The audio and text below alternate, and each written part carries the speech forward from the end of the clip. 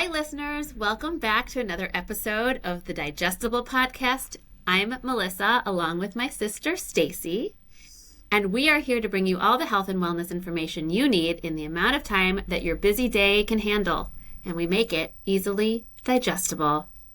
Staci, who did we have on today? Yes, Missy. Today we were so lucky to have Catherine Durkin Robinson with us. Catherine is a death doula. Catherine owns Anicha Doula Services, and she is what's called an end-of-life doula. Catherine is Chicago-based.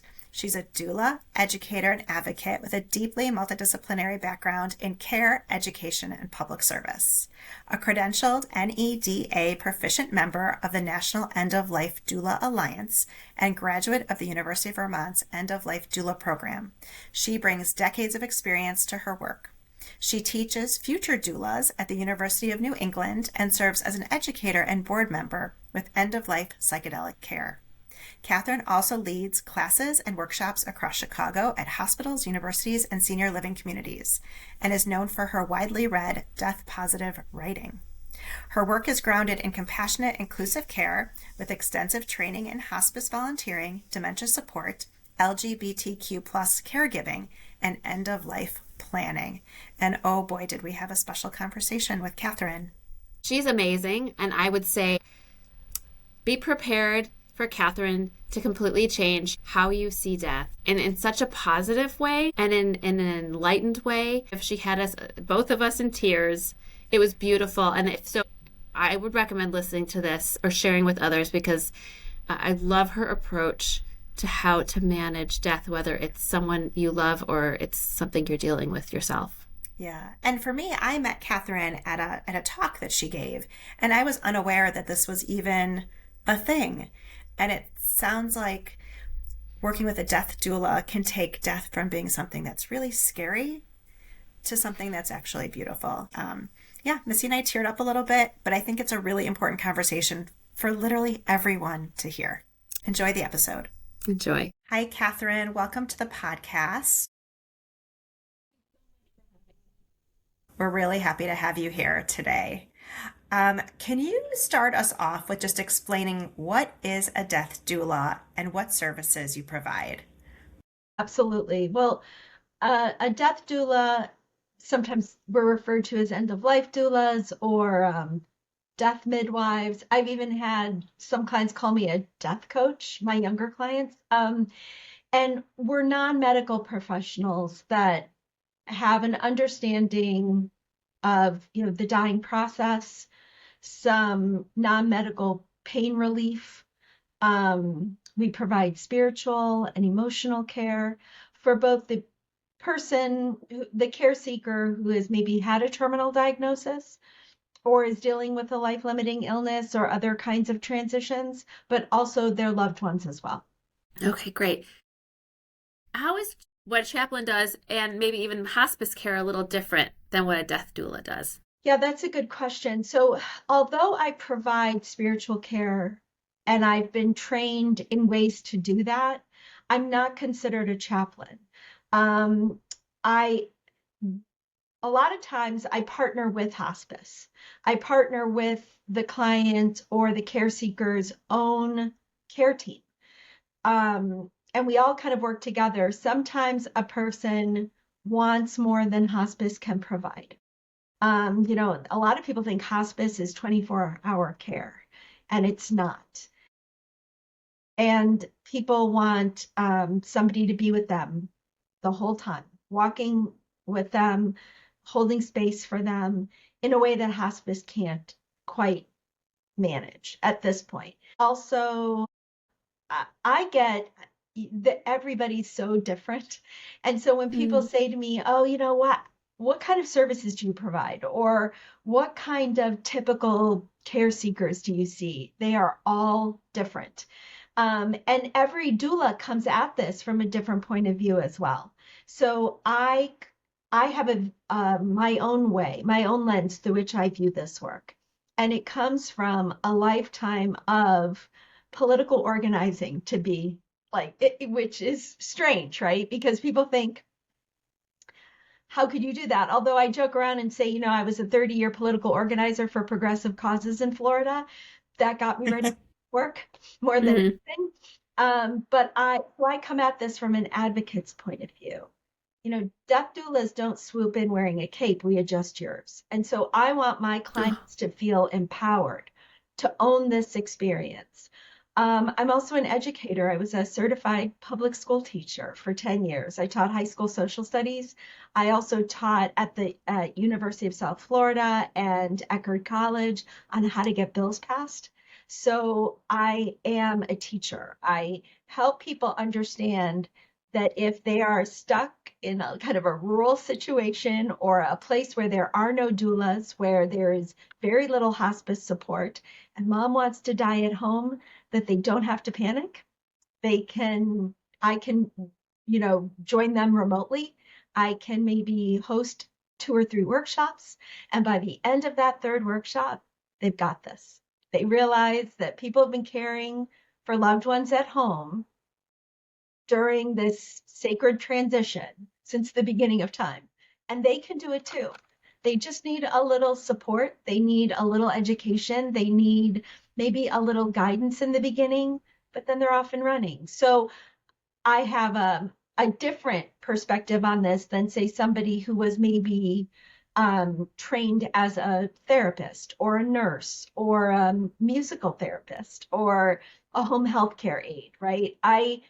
I'm primarily an advocate and an educator for the people that seek my, assistance or support at end of life.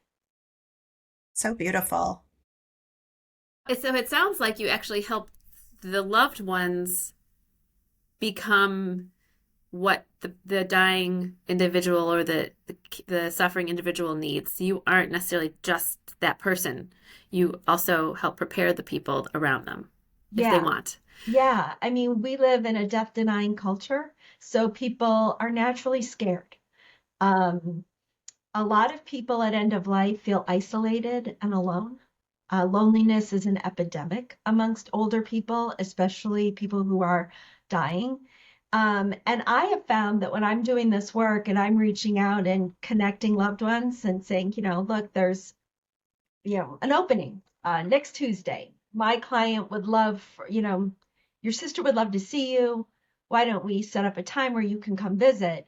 They'll say to me, I don't know what to say. We're just sitting there and she's staring off into space and I feel like I'm saying the wrong thing. I'd rather not come than come and say the wrong thing because they've never been around somebody who's dying before. They don't realize that staring off into space is often a life review, that it takes Hmm. some work to look back over our lives and think about what we're proud of, not so proud of, and come to some kind of acceptance that it's ending. And that when the person's awareness returns to the room, holding their hand or smiling or saying, can you tell me about what's happening and what you're thinking about? And then supporting them, validating them. That's really all you need.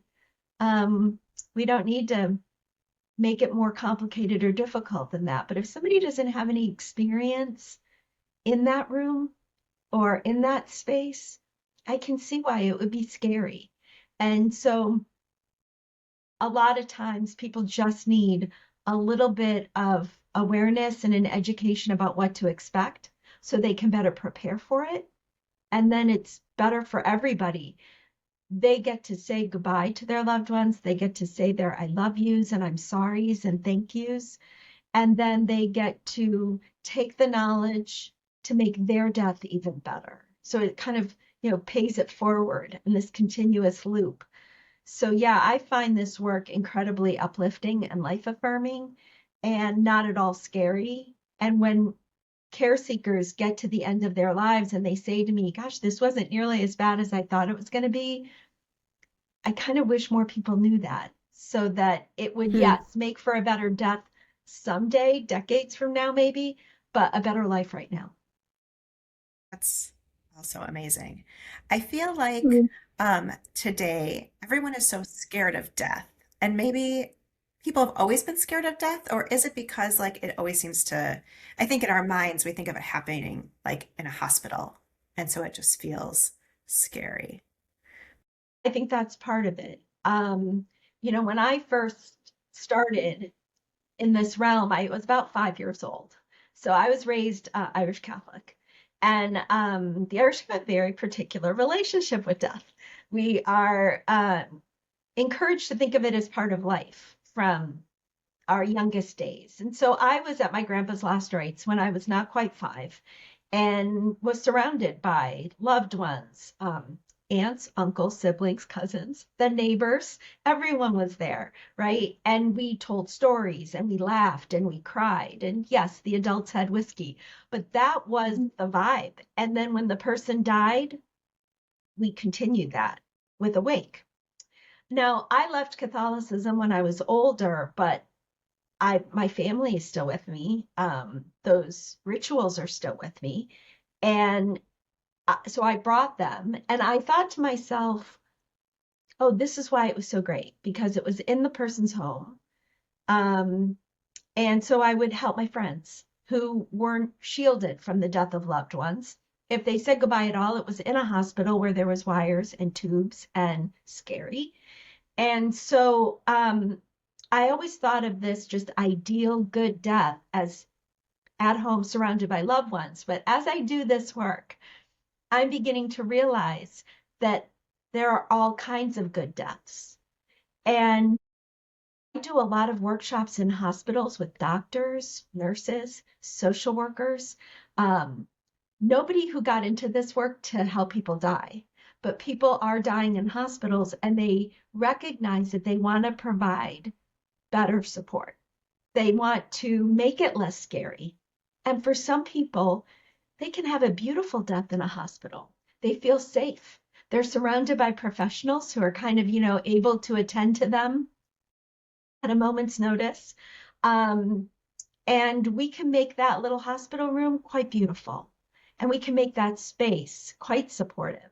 So it really does look a bunch of different ways. And I think that having that understanding that and that awareness going into it to be open to wherever we find ourselves and to make it beautiful despite our surroundings or in concert with our surroundings is quite possible no matter what. Can you tell us a story, I guess a death story that you found to be quite touching or beautiful or memorable in your career that you think would help?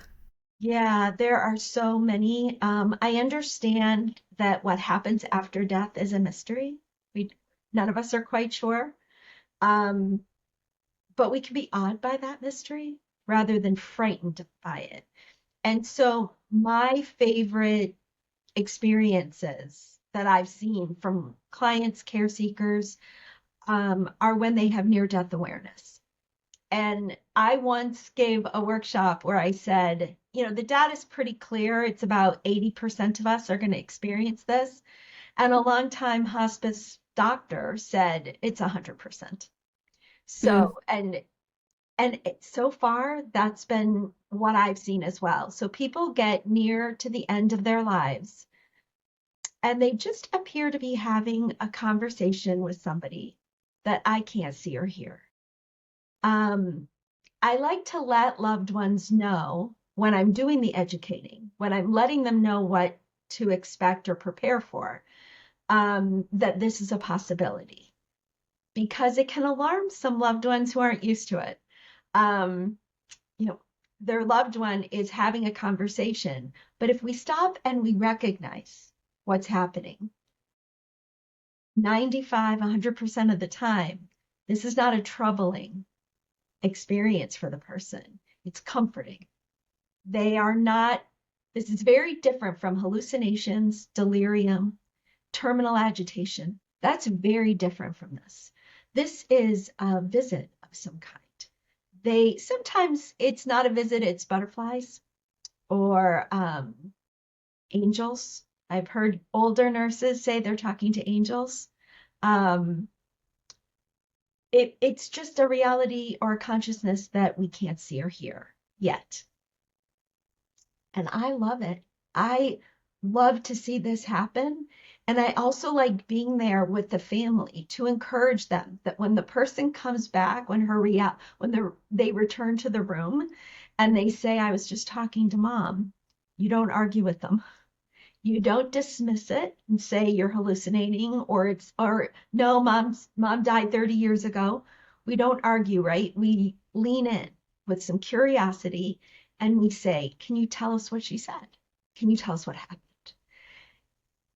It is such a wonderful thing to see.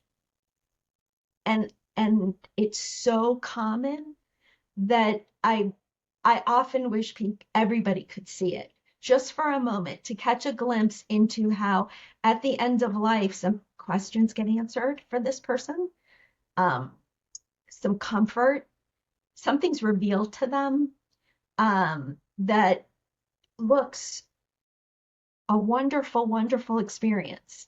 And if nobody has seen that, it can be startling. But then once you kind of open yourself up to it, you can see this person filled with so much comfort and love that that most of us are now looking forward to it for ourselves. Catherine, you're so like, I would like you to be with me when I'm dying. Like seem like an amazing comfort, um, and a special person to have with you or your family. How did you come to be a death doula? Like you're a teacher, you're a political activist. How did you end up in this role? I think, that my upbringing played a part in that, just friends recognizing that within me and taking me along with them, being like a death buddy of sorts, going at a young age, them taking me with them to bedsides, to funerals, to memorial services. I just had a comfort level that they wanted it to wear off on them, have it be like contagious almost. I just, it was always in the back of my mind that when my kids got older, didn't need me in quite the same way, went off to college, that I would volunteer for hospice. That's what I would do with that extra time as an empty nester. And so I did. And then during the pandemic, I was at one of those hospice gigs and I was talking to the volunteer coordinator. And I was saying, and I was talking to a friend of mine as well, just kind of thinking to myself, I'm ready for a change. The political scene has gotten very toxic. Don't know if you've heard, but it's, yeah, it's difficult out there. And I wanted to continue to advocate for people, but outside the political realm, right? Outside DC and Tallahassee. And the person at hospice said, you're doing this work. My friend said, there's something called death doulas, and it sounds like exactly what you've been doing all these years. And so I looked into it, and they were right. It was like the perfect transition for me in so many areas, especially political work. Becoming a woman over the age of 50 is risky. It's a detriment. It's not really celebrated. And yet, at end of life work, that's who you want. You want a wiser, older woman with some life experience, to sit with you, to provide support. And so I thought, well, this is a wonderful thing for me to do in this next chapter of my life.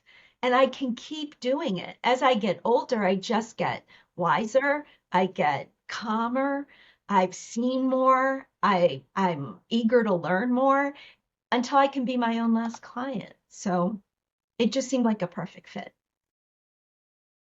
That's such a great story. Thank you for sharing that with us. It's also very reassuring as a woman over 50 to hear that reminder of the kind of comfort we can provide the people in our lives, whether they're our children when they have children, or our children, or people who are people with aging parents. So many of us have, and we don't want to approach their death or illnesses as this terrible thing that we should try to avoid. Sounds like the way you approach it is it's part of something that's beautiful.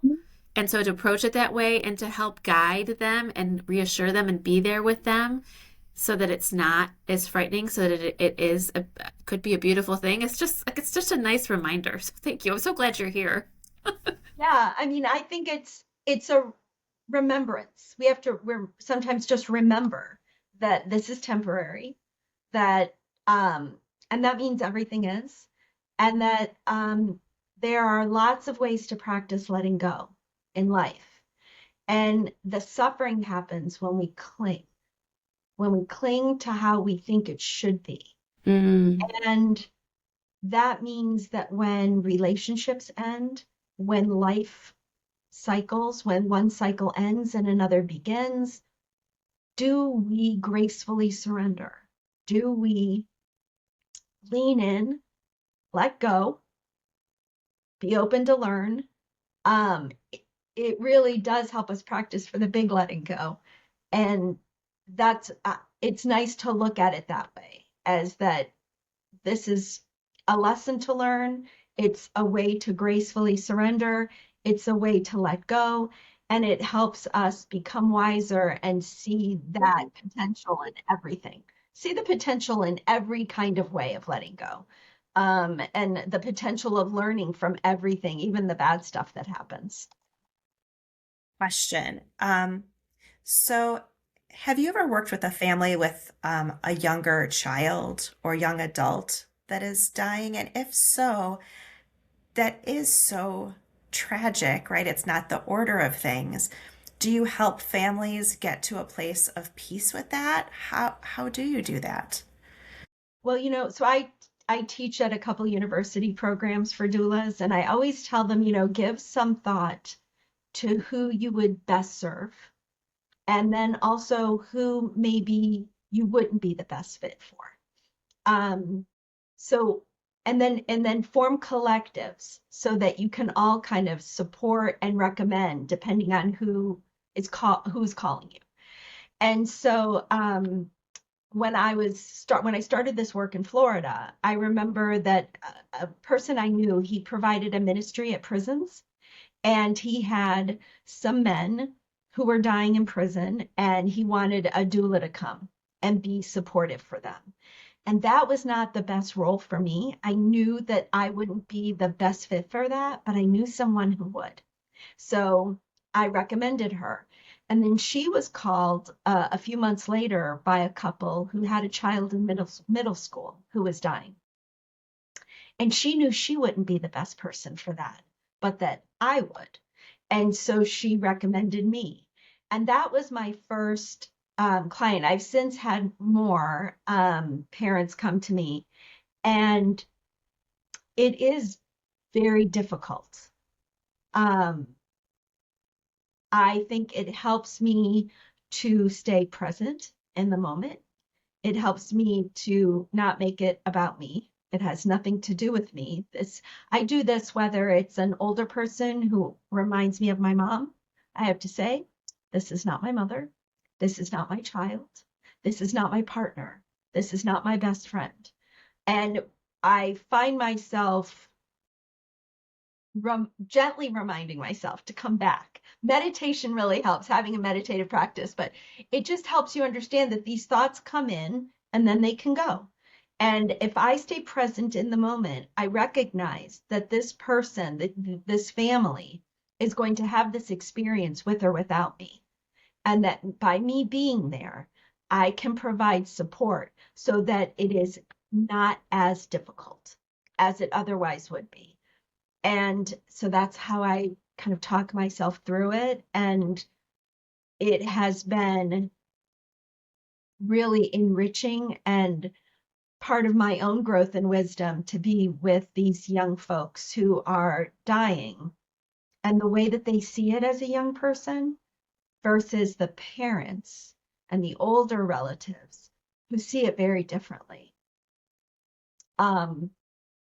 It has been one of the most eye-opening experiences I've had. So I I really am grateful for the opportunity to serve youngsters. Well, I know Missy and I are both sitting here like all teary. And the first time I Oh, listened to Catherine speak, when I heard Catherine speak at a meeting where I first met her, like I was tearing up while she was speaking. There's something that's just so like I don't know what the word is for what you're saying that I'm feeling, but that we're but feeling. because it's like we're making it about us as we listen, but we don't have like we're not imagining a person. We're not even like getting specifics, but we're still even just the thought of it. It's pretty remarkable. I mean, and sometimes I hear from people who are, their loved one died a while back and they feel stuck in their grief, Uh-huh. and we'll work together on that. And I remember humbly listening to this woman tell me that when she was with her sibling who died as a young child, she saw someone come, take her sibling with love and care, and leave.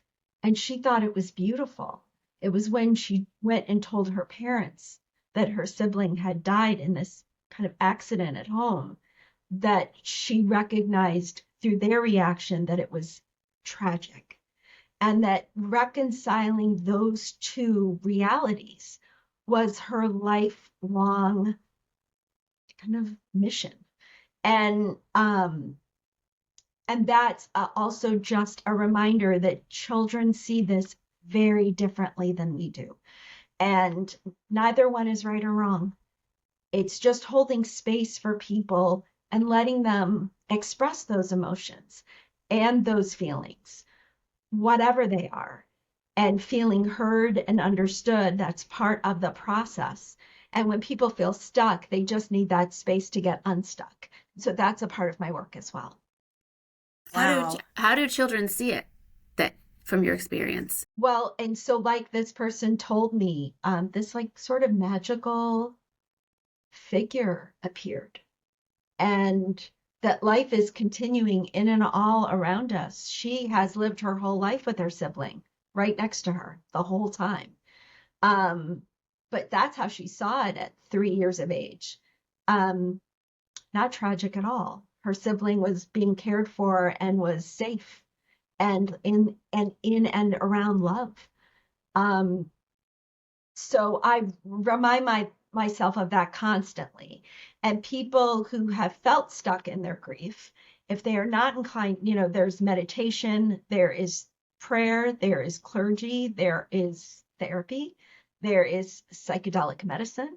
There are lots of ways for them to get unstuck and to see this very differently than the way that they did. They still feel sorrow and deep loss, but they don't feel stuck anymore. They feel like they're moving through it, and that they're a part of this, and this person is still a part of them despite their absence.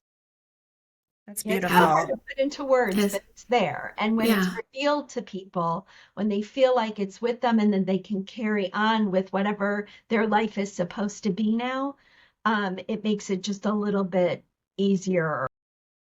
That moving through seems possible in a way that it didn't before. Right. You'd mentioned sometimes using psychedelic drugs. Could you talk to us a little bit about your work with ketamine for your patients facing a terminal illness? Yeah. So I'm actually really excited. We just got another participant in this grant program that that I'm participating in. But so ketamine, there are lots of psychedelic medicines out there. Ketamine appeals to some of my care seekers because um, it's a little bit different than others. It's legal, that helps. It is gentler on their system, gentler on their GI system, gentler all the way around. There's not a whole lot of vomiting or diarrhea, which is nice if somebody is dealing with a terminal illness or palliative care. That makes a difference. It's also a short amount of time, so about Mm. 90 minutes, um, 45 to 90 minutes, as opposed to other journeys, which might last 6 to 8 hours. And I partner with a physician in Chicago who provides the medicine. So having a doctor in the room sometimes helps people feel just a little bit safer, a little bit more comfortable. And this especially helps care seekers who, like I mentioned, might not be inclined to meditate. They're not sold on that. And or maybe they're dealing with a life-limiting illness or a terminal illness and they don't have time for therapy. They wish they did, but they don't. And yet they are dealing with anxiety and fears around death and dying. So much so that it is tarnishing what could otherwise be a beautiful transition, a beautiful, or at least a joyful, peaceful end of their lives. And so, what the medicine seems to help people do with proper planning, and then integration or making meaning afterwards, is to have a non ordinary state of consciousness that allows them to do whatever it is they're supposed to do. It might be to unpack a trauma from earlier in their lives. It might be to experience death before death, to see that it is not painful. It is transcendent. It is sometimes difficult physically, but it can be a source of joy and peace. So for some people, they want to experience that first, and then they know, oh, Mhm. okay, this is really nothing to be worried about. Hearing that on an intellectual level is different from experiencing it. And ketamine allows people to either learn what they're supposed to learn, unpack some trauma, experience death before death. It can do a bunch of different things to help people understand that this won't be anything to fear. So if someone's going to do like a ketamine journey who's terminal and they would like to kind of experience death before they die, to not be scared of it, is that something you can guide them on under like the influence of the ketamine, or does like your brain just choose for you what you're experiencing? Well, so I would never recommend that somebody go through this alone. Um, and there are ketamine place clinics where somebody just kind of puts an IV in you, sets you up, and then leaves the room. I wouldn't recommend that for folks who are dealing with terminal or life-limiting illnesses. I don't guide. I don't guide whether I am a doula or those non-ordinary states of consciousness, they guide. The medicine, that Interesting. guides. Okay. I'm not powerful enough to guide anybody, but what I can do is hold space. I can make sure that my client isn't alone, that I am going to walk with them through this whole process. And that by itself provides some comfort, that I have experience and I'm trained to sit with people and hold that space. Make sure that if they need to get up and go to the bathroom, that I'll guide them then. Sure. If they need a glass of water, or if they maybe, sometimes I encourage people to journal while they're having a journey. But sometimes they can't. They're preoccupied. They can't even figure out how a pen works. So I'll do that. If I hear them say something, if I hear them mention something, I'll write it down for that meaning making afterwards. Mm. I'll tell them what I observed, what I saw. I'll encourage them to talk about it. And then afterwards, that integration is so important so that they can take what they learned in that journey and apply it to the rest of their lives. So that's my job as a sitter, as a doula, is to provide that comfort and support for people so that they can just unplug and be open to whatever it is they're supposed to learn. You make it sound so beautiful. Yes, you do. You make it Yeah. all sound very beautiful. That's Yeah. good. Even when it's uncomfortable, even when it's difficult, Hmm. it can be a triumph. It can be a joyful experience. And some people say, "Oh, that's impossible. How can you be physically uncomfortable or even dealing with pain and still have it be joyful. If you're in pain, you're not filled with joy. And I would encourage them to think back about their own life experiences. You know, sometimes if I'm in a room full of older women, I'll say, how many people have given birth? And they'll agree that it was life-changing, that sometimes it was beautiful, that sometimes it was transcendent. It was never comfortable. Never. I've never heard one person tell me. Good point. Very good point. That's a very good For point. sure. Also, think about marathons. Think about Mm. mountains or trails you've hiked. Think about any kind. I'm not saying we have to get through the difficult stuff in order, even psychedelic experiences, the purging that comes with some of them, the vomiting and the diarrhea. It's almost like you have to go through something uncomfortable in order to come out the other side. But people who have even run 5Ks, they'll complain about cramps and blisters. But when they cross that finish line, especially the first time, they have accomplished something. And it's beautiful. Yeah. So a lot of us really do know when we think about it that discomfort is a way of life, and we can still make it beautiful, joyful, peaceful, whatever it's supposed to be. You know, whatever a good death looks like can be accomplished even when it's challenging. Those are some good analogies to think about, I guess, when presented with something like that. How does someone know when to contact you? Is it when they get the diagnosis that they have a life-limiting illness, or is it at the end? Like, where is the best time? When is the best time to bring you in? So it depends. I mean, I've heard from people who receive a terminal diagnosis and then they feel like, oh my gosh, all the things that I've put off my whole life, now I have, like, you know, depending on the trajectory of the illness or the prognosis, I have this amount of time to get everything done. And so we'll do our best. Other times I hear from people who have a degenerative disease, and maybe they have years, whether it's MS or ALS or Parkinson's. Well, we have quite some time before we can get everything in order. And that's lovely. The blessing of an expected death is that we have all this time to figure out, like, what does it mean to get our affairs in order? What do we need to do in order to get everything set so that our loved ones can just mourn, which is hard enough without having to deal with the bureaucracy of death. So we'll figure that out. Sometimes I hear from people who are decades away from dying, but they are transitioning from independent living to assisted living. Well, that's a death of sorts. And so what can we do to manage that transition gracefully?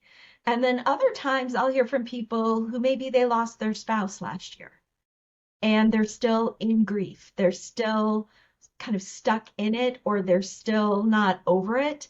And using phrases that they use when they call me, but they'll say, but my friends are sick of hearing about it. They want their buddy back. My kids are sick of talking about it and sick of me crying. They want their mom back. So maybe they need some grief rituals. Maybe they need a peer counselor just to sit and talk with them, or take a walk around a pond once a week. And then they feel heard so they can go back to happy hour with their friends. They can go back to watching movies or being a grandma. So people call me at all different times, and I'm happy to take the call whenever they feel like connecting, and then we'll take it from there. Mm-hmm. Amazing. That's amazing. Nice. So nice. Can So we glad add? there are people like you out there. Me too. Me too. I didn't know there was such a thing until I met you. I didn't either. And now it seems like everyone needs to know that there are death doulas or end-of-life doulas, and how important they can be for your own death or that of a loved one. Okay, I have some questions about, first of all, I feel like you'd be a good person to tell us, if someone is dying, what is the best way to have some meaningful, what are some meaningful ways to connect with them when you kind of don't know what to do? So do you mean like if you know somebody who's been diagnosed with a terminal illness and you're a friend or a loved one and you Yes. don't know what to do? Yes. Oh, that's a good question. So depending on the person, um, like one of the things that I do when I'm like kind of looking at the care team and getting to know everybody is figuring out who would best serve in what capacity. So there are some people who are inclined to sit with someone in silence, and they are perfectly fine. They can sit in a silent room and hold their hand, and you don't have to say anything. You just have to listen. And they're able to do that without agenda or judgment, without bringing it back to you. You know, that kind of listening where you just listen and validate. Um, and then I'll spot family members who, God love them, that's not their role. They just don't have that kind of energy. So for those folks, maybe cooking some food and bringing it over, or being in the house and cooking food for the volunteers, for the loved ones. Maybe you have a better personality to come over and organize the entire house. Do they need that? Do they need to be decluttered? Do they need to, Staci will do that. do they need, yeah, we need people like that in our lives to help us organize, okay, what's going to get donated, what's going to get dumped, um, to provide driving, like can you drive somebody to doctor's appointments, maybe do gardening, like figure that kind of stuff out, make sure that the advanced care directives are where they need to be, that the funeral plans are getting, organized. There's so many different ways to help. Um, So but kind of like knowing yourself a little bit and what you're yeah, capable of. yeah, or asking the person, how can I best support you in this? Giving them some ideas maybe. You have some folks who won't know what to tell you to do, and you might need to come up with those ideas yourself. Right. But then you have other loved ones who are like, yeah, I need you to do this, not that. And that's helpful too. So it really Yeah. just depends on the person. But I think knowing yourself and knowing that loved one is helpful. And also recognizing that you don't have to say anything. You can just sit with them and listen. That's probably the best thing to do. Um, and just validate them. They're going to want to reminisce, they're going to want to talk about things. Don't argue with them. Don't tell them that their memory is wrong. Let them have their memories and their experiences and just be there and support them with love and an open mind. Please, that's all anybody needs. And we can all do that, I think. Just take some work or some effort or some practice. That's all. That's very good advice. What other advice can you give to us and our listeners about becoming more comfortable with mortality? Contemplating it on a daily basis will lead to more comfort with it and a certain peace and understanding around it. Denying it does nothing but pushes it out where it waits for you. And it will wait, it will come back. So it's nice to just admit it, contemplate it, think about it. If you're inclined to meditate, there is guided death meditation, loving kindness meditation, even mindfulness or Tonglen. These are all ways that you're not alone. You've been contemplating this, and there are lots of groups out there who know how to do it very well. The 5 remembrances in Buddhism, say those every day, and that helps you practice. If you're not really, if Buddhism doesn't call to you or your own faith, I mean, my Catholic relatives, they're actually paying attention every Sunday when they go to mass, so they're not scared. But for some of us, it didn't really connect. So those Buddhist teachings really do help us. Stoic philosophers, maybe somebody isn't into religion, but the Stoic philosophers, they knew what they were talking about back when they ran Rome. So look them up. Go to the library and get books, watch movies about it, whatever way can help you. I think besides love, the artists in this world have focused on death and loss and grief more than anything else. So learn from them. Take what inspires you and grow from it. But give yourself a couple of minutes when you wake up in the morning and a couple of minutes before you go to bed to contemplate your own mortality. And as you practice, like anything, you'll get better at it. Thank Great you. advice. Thank you for that. Oh, this has been a great conversation, Catherine. We're so lucky to have had you here. Okay, we have two final questions if we wouldn't mind. We like to ask all of our guests. Our first one is there a one more important takeaway or to do that you would give our listeners after listening to our conversation today? Just one, huh? Well, there are several. I think there are several. We've gotten a lot of good ones. Maybe the best one. The best one. Yeah, I think so. When I see strife or conflict, I guess strife is the best word. When I see strife with loved ones at someone's end of life, the number one cause for that strife is when someone didn't make any plans for themselves.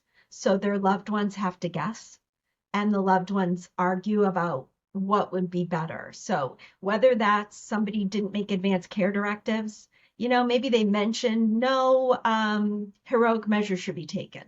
Well, that looks very different when you're standing over your mom's bed at 2 a.m. and you're not sure what she wanted. And one sibling thinks one thing and the other thinks the other. So it is an act of profound love and generosity for everyone over the age of 18, to make their advanced care directives or their funeral plans or memorial plans or whatever it is, especially if they tend to be different than the culture they were raised in, make those plans. Don't put it off. Tell your loved ones, get it to the point where they roll their eyes at you. Because if they roll their eyes, that means they know it backwards and forwards. Grieving is hard enough without piling guilt and shame on top of it. So make those plans. Make those plans, tell everybody about it. Make sure you store those plans in a place everybody can find, and you will be giving your loved ones one of the greatest gifts you can. So consider that. Thank you. Thank you. Great advice. Beautiful. Thank you. Okay, our last question for you would be, so here at the Digestible Podcast, we like to say, don't panic, just pivot. Is there a small change or pivot you've made in your life that you're proud of that you'd be willing to share with us? That's great. I remember when I was nursing my children, I had twins. I had made the plan that I was going to nurse them for a year, at least. And had done the cleansing, I was so prepared. And they, around 5 months, started to reject my milk. And I was crushed. And I cried and cried and cried. My stepfather, who, God love him, wasn't the most sensitive man in the world, said, just adjust. And that kind of reminds me of what you're saying. Don't panic, pivot, just adjust. And it was such good advice, because we have an idea of what something should look like, whether it's parenthood, whether we're planning our careers or our retirement or our death, whatever it is, we're planning it. And then it goes a little sideways. So I think that first real lesson in motherhood, the importance of adjusting our point of view, or my point of view, was a really powerful lesson. And it has, that just adjust, his little sarcastic way of saying it, has been in my head for the last 26 years. And I'm quite certain it will be in my head until the end. Wow. What a that. nice unexpected Right. gem, right? Just adjust. Just adjust. Yep. Thank you. Well, thanks for your time today, Catherine, and for sharing your wisdom and your experience and your point of view. Beautiful. Thank you so much. Thank you so much for having me. I'm happy to be spreading the word so people know doulas are a thing, and we're in every community, and we're here to support people. There's no reason to go through it alone. That's amazing. Thank you so much. Thank you for listening to the Digestible Podcast with today's guest, Catherine Durkin Robinson. You can find her services at Anitya Doula Services. That's ANITYA, doulaservices.org. And you can read her posts on Substack under Catherine Durkin Robinson, a Death Doula's Substack. If you like today's episode, please share us with others. It's the best compliment you can give us. If you have any questions or ideas, send us an email at info@digestiblestrategies.com. We look forward to hearing from you, and remember, don't panic, just pivot. The content shared on this podcast is for informational and entertainment purposes only. We are not medical professionals, and the views expressed here are not intended to diagnose, treat, or cure any health conditions. Always consult with a qualified healthcare provider before making any health-related decisions.